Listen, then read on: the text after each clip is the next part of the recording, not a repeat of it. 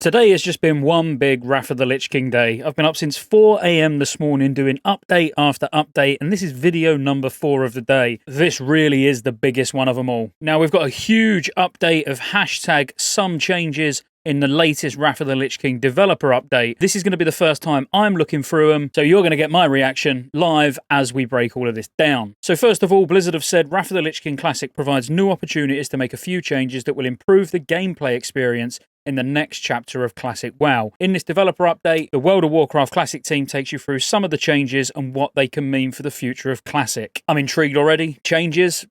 I hope they're good. Hashtag some changes. When World of Warcraft Classic first launched, it followed a very strict design pillar, hashtag no changes. At Blizzard, we faithfully recreated World of Warcraft as it existed in 2006, with as few changes as possible, while still making it able to run in the more modern environment of 2019. But World of Warcraft didn't stop in 2006. It continued to evolve and change over the years. So we re-released the Burning Crusade expansion last year in 2021, and plans are underway to re-release the Wrath of the Lich King expansion. However, as we re-release these expansions, we find the design pillar, hashtag no changes, isn't sufficient anymore. With World of Warcraft's expansions came design change to the game, and some of those changes were not consistent with the way classic World of Warcraft felt. It's undeniable that the latest 2021 modern expansion, Shadowlands, feels very different than the original launching game in 2004. Where should the evolution of the game stop if we want to retain that classic feel even while releasing new content? Many players today choose to play classic WoW because they love that feel and don't want it to be lost. The World of Warcraft Classic team has given this a lot of thought, and we would like to share with you today our design pillars for what we call hashtag some changes. Before we even get into this too deep, some changes are good. We can't see every single change as, oh, you said you weren't going to make massive changes. I mean, as long as they're sensible, I think the community now accept changes. But as I say, as long as they make sense for the longevity of Classic, because ultimately we all want to play the game, we want to enjoy it, and we know things that didn't work in original Wrath that should be changed. You know, it's a second chance for them to make those small changes to actually make it a more enjoyable experience the second time round, but while also keeping the nostalgia. Ultimately, we're playing it for nostalgia. Nurture and protect social experiences. The first and most important design pillar is nurture and protect social experiences. The compelling social experiences within World of Warcraft are why many of us first fell in love with a game. To retain these experiences, we want to help players build friendships and deepen their relationships within parties, raid teams, guilds, and server communities. Online social experiences are a complex phenomenon and can be very easy to damage. Positive relationships build community, reduce toxicity, and forge friendships that have kept players coming back to our game for many years. We need to nurture and protect these relationships, and one very big key to this is providing social proximity in our game, or what some cognitive scientists call repeat serendipitous interactions. Put a little more simply, you need multiple interactions over time with the same people in a way that feels happy or beneficial. Classic WoW provided this in abundance, where you would often meet the same people from day to day while running through the Stranglethorn jungle, on your way to a Scarlet Monastery run, or heading into Blackrock Mountain for a raid. As we roll out new expansions for WoW Classic, the pillar of protecting this social proximity helps inform our decision about features like dungeons, raids, quests, phasing, and tools for finding party and raid members. When we make changes to Wrath of the Lich King Classic, we will make changes that help maintain social proximity and in so doing nurture and protect social experiences. So here's the thing, I do agree with that. I do agree with their intentions behind it and what they're saying. I completely understand the fact that, yeah, it is an MMO. We should be social. We should be grouping up when we see people and doing quests together, and you know, when we see people in a guild, we'll recognize that guild because the communities are not so big that everybody's just a number, but they're not so small that you can't find people to do things with, if that makes sense. So having a really good social experience and a really good community on the servers is really important. But it's something that I feel like has got lost along the way, even in Classic, personally. Let's face it, you know, that's why so many people are crying out for a random dungeon finder, because that social experience, whilst we want it, and it's a good thing, so please don't misunderstand what I'm saying, it is something that we absolutely want, but it has got lost along the way with boosts, RMT, GDKPs, you know, just typing IMV by looking at LFG bulletin board and then rarely talking to people in dungeons. You know, it has sort of evolved to now where we're just min-maxing everything. We're not really bothered about social aspects. We're not really bothered about having fun. And again, I'm not speaking for everyone because I know some of you are probably already angrily typing saying, well, I just enjoy the social aspect. That's why I play the game.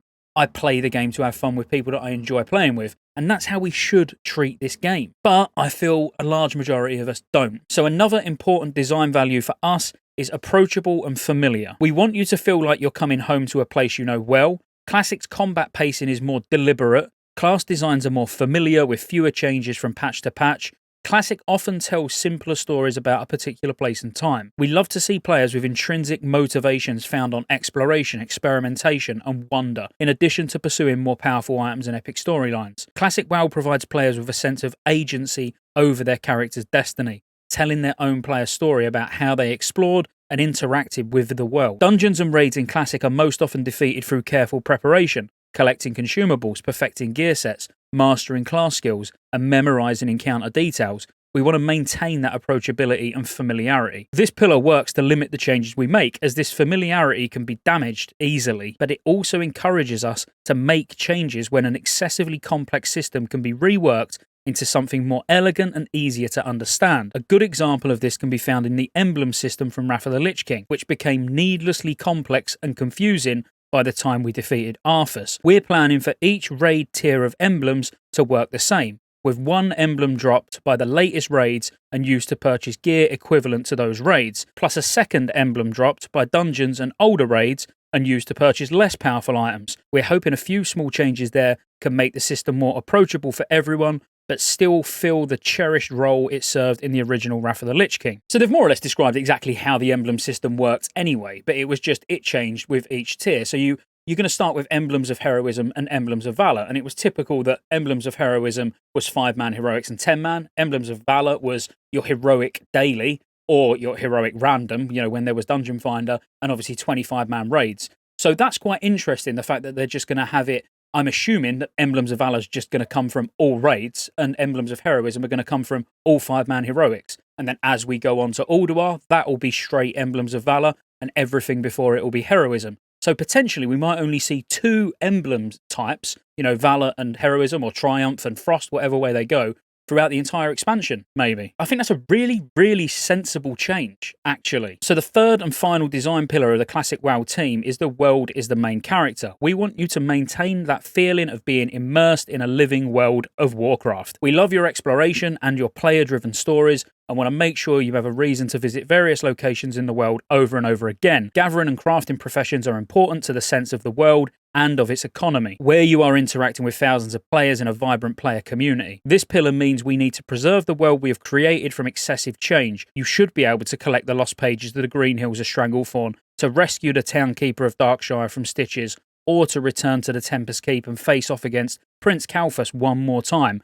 and hope for that rare mount drop. You should be able to tell your personally unique stories about your exploits, even as you follow along the epic story of Azeroth's most famous personalities. So this has always been a big one for me, and if you've ever watched any of my wild videos, which I do now and again, where I speculate about things and be like, oh no, this is how Classic could be, where I've spoke about different systems that could be implemented, such as Mythic plus dungeons, even in a Classic capacity, which I know is not everyone's cup of tea. But I'm very much for keeping old content relevant, because there's so much of it. Northrend is so small. It is a very, very small portion of the game overall, whereas Eastern Kingdoms and Kalimdor is massive. There's so much space, so many well-designed dungeons and raids, even raids as well, that they don't get utilised, especially as the server progresses on. So on the existing realms where you're continuing on to 80, all of that content, yes, we know people will do alts and stuff like that, or new people that are joining the game that don't buy boosts, as in from the store,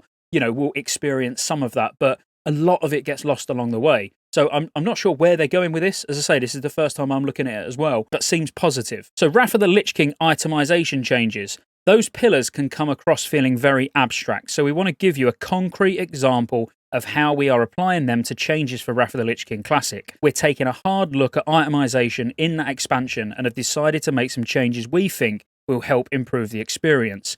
Taking our pillars and applying them to itemization, we've come up with 4 goals for making changes to Wrath of the Lich King itemization. I feel like I said itemization more in that sentence than I've ever said itemization before in my life. Foster a vibrant player ecosystem engaging in all Wrath of the Lich King instant content. So this serves as nurture and protect social experiences. Maintain a healthy density of players enjoying heroic dungeons throughout the entire expansion. Again, that's nurture and protect social experiences and making it approachable and familiar. Preserve nostalgic itemization elements, which also is approachable and familiar, and the world is the main character, and provide a consistent itemization scheme across all expansion phases, which is also approachable and familiar. That first goal is all about nurturing our WoW communities. We know players in Burning Crusade Classic have experienced a great environment with raiding. Players are active in multiple raids at all 4 raid tiers, participating in both 10-player and 25-player raids, and raiding with their ults and in pickup groups at all tiers. We want to make sure that continues in Wrath. To further this, we've been exploring a lot of ideas that we've decided not to implement at this time, such as 10 and 25-man player raids dropping the same items, heroic dungeons getting improved drops, or increasing the starting difficulty of heroic dungeons. One change we have decided to make is to increase the health and damage of monsters in Naxx. Holy, that is a big one. Naxx, slightly tuned. I mean, they've only said they're increasing the health and damage, so no new mechanics or anything like that, but Naxx is an absolute walk in the park. It's face roll. So this is massive. Blizzard are really making positive changes for Wrath of the Lich King, none of which I can even complain about. It's kind of sad because I really like complaining. I'm British. Our 2008 design intention was for it to be a little easier than the 2006 original, but we missed the mark and it ended up much easier than we intended. Bringing up the difficulty a little bit will make for a more fun and interesting challenge while awaiting the opening of Ulduar. Honestly, that's amazing. Absolutely amazing. For any of you that remember Naxx from original Wrath, or you've played anywhere you shouldn't, you know Naxx is very easy. So this is brilliant news. I can't wait to test it on the beta now to see exactly how much more difficult it's going to be. The second goal is about making sure heroic dungeons stay attractive throughout the entire expansion. The emblems and items they drop should always be valuable, even late in the expansion. They should also remain an interesting challenge throughout the entire expansion, rather than becoming excessively easy as your gear improves. We're exploring plans to add challenges to heroic dungeons as the expansion proceeds, which would also provide more valuable rewards. Again, absolutely amazing. Exactly what I've been saying in terms of keeping, content that's just you do just for the sake of it. So old content that just doesn't matter, keeping it relevant. Even if they're only focusing on the heroic dungeons in Wrath of the Lich King, so your Northrend dungeons, that's still amazing. That the lines they're going along almost seems like Mythic Plus. They might be thinking along the lines of, well, we'll make them more challenging each tier. So, putting it from heroic, then maybe in tier 8 it will be classed as Mythic. In tier 9, Mythic +1. Do you know what I mean? So it progressively gets more difficult throughout the tiers, so it stays relevant for the gear level. The only thing I will say here, personally, is that needs to be adjustable. So you should be able to have it on its regular heroic difficulty from phase 1, or if you're a brand new character, you haven't got any gear. You need that sort of entry-level heroic 5-man experience, if that makes sense. You're not going to want to go in and do this tier 10 tuned heroic when you haven't got any gear. You just want to be doing the normal one. So as long as that's actually, it can be toggled on, toggled off, or changed, or tiered, or however you do it, that's absolutely amazing. We also want to preserve nostalgic itemization. No matter what changes we make, we will ensure all Wrath raids and dungeon items can still be acquired, as well as their unique art. Finally, the itemization and raid lock system for Wrath of the Lich King evolved several times during the expansion. Rather than changing per phase, we want to make it more consistent. This means that emblems should drop and work in the same way every tier. Set pieces should be acquired in the same way every tier. And ideally, raid lockouts should function the same way every tier. To support this, both 10-player raids and 25-player raids will drop emblems of Valor at launch, while dungeons will drop emblems of heroism, matching the design pattern for emblems that was used in Trial of the Crusader and Icecrown Citadel. And that's exactly what I said earlier, and they can almost just carry that on forever, can't they? So when Ulduar comes out, now Ulduar will drop emblems of Valor, Naxx will now drop emblems of heroism, along with the 5-man dungeons. When WOTLK comes out, that will now drop Valor, and the rest will drop, heroism. So the top tier of content that you're doing will always be the Valor. It's interesting that it's on both 10 and 25-man, because that means you are going to actually be able to get your Valor tier token pieces quite quickly, really, because you're going to get all of those 10-mans and all of those 25-mans. That's still a good thing. There's nothing wrong with that at all. They just need to add, extra Valor gear and turn the previous tier's Valor gear into emblems of heroism gear, if that makes sense, as you move through the tiers. But brilliant. We hope that this glimpse of the in-progress itemization design helps you better understand how we plan to adhere to these pillars as we move forward. Each time we consider a change to Wrath of the Lich King experience, we will keep these pillars in mind. Nurture and protect social experiences,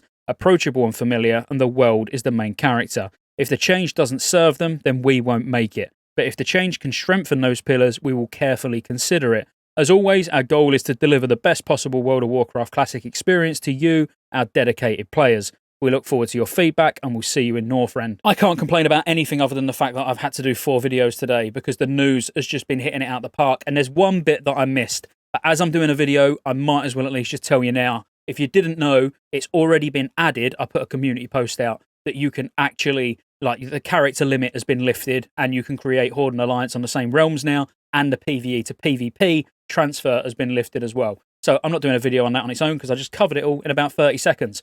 Let me know in the comments what you think about all of this, because I personally think it's amazing. Like, I've got no complaints whatsoever.